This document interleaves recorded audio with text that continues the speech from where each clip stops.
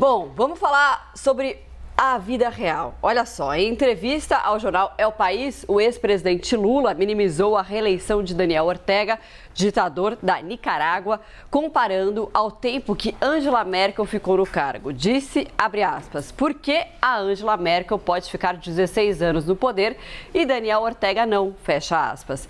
Lula também disse que o Brasil está mais desigual e citou dados de desemprego e também de fome aqui no país. Vamos então conversar com ele, que já está aqui na tela com a gente, o Alexandre Borges. Alexandre, muito boa tarde para você. Você assistia House of Cards também? Assistia e gostava muito. Apesar de que as últimas temporadas eu não gostei tanto, mas a primeira, a segunda, sensacionais. Eu acompanho o voto da relatora. A gente compartilha da mesma opinião, então. Agora, o que mais que você destaca dessa fala do ex-presidente Lula? Olha, primeiro, essa fala é boa para lembrar as pessoas quem é o Lula, né? Quer dizer, o Lula, ele fica posando de democrata.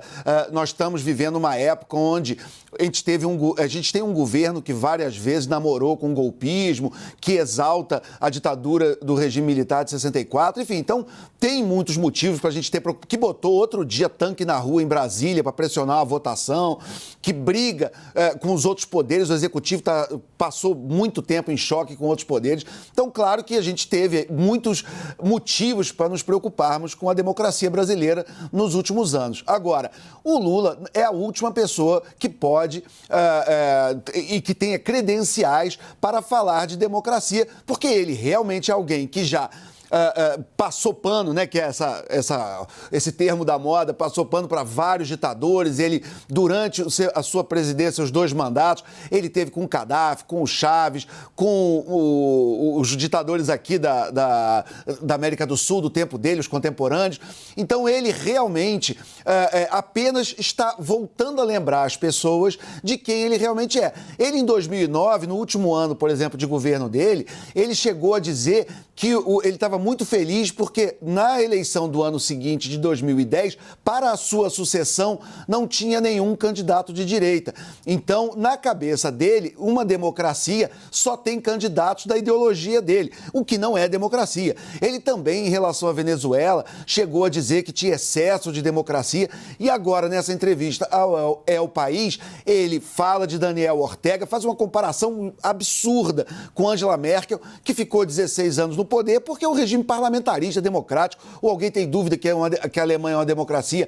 A Margaret Thatcher ficou mais de 10 anos. Ele falou da Espanha, de regimes que são democracias, que são os primeiros ministros são eleitos. Então, a comparação com o Daniel Ortega, que acabou de ser eleito numa eleição cheia de denúncias de fraude, onde todos os seus 7 opositores foram colocados na cadeia, com 80% de abstenção, é o fim da picada, não tem razão de ser essa comparação, mas lembra que para Lula e para muita gente existe ditadura do bem, existe uma ditadura de estimação, existe ditadura dos amigos. Então, não existe uma condenação em relação à ideia de ditadura, mas a ditadura dos outros, a ditadura dos inimigos, a ditadura dos adversários, de quem ele não gosta.